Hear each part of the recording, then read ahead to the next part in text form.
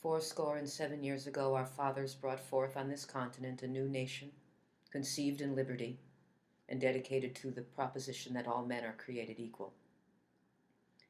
Now we are engaged in a great civil war, testing whether that nation, or any nation so conceived and so dedicated, can long endure. We are met on a great battlefield of that war. We have come to dedicate a portion of that field as a final resting place for those who here gave their lives that that nation might live. It is altogether fitting and proper that we should do this. But in a larger sense, we cannot dedicate, we cannot consecrate, we cannot hallow this ground. The brave men, living and dead, who struggled here have consecrated it, far above our poor power to add or detract.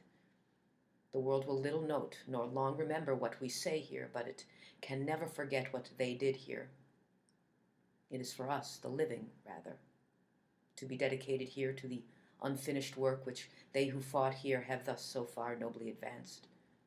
It is rather for us to be here dedicated to the great task remaining before us, that from these honored dead we take increased devotion to that cause for which they gave the last full measure of devotion, that we here highly resolve that these dead shall not have died in vain, that this nation under God shall have a new birth of freedom, and that government of the people, by the people, for the people, shall not perish from the earth.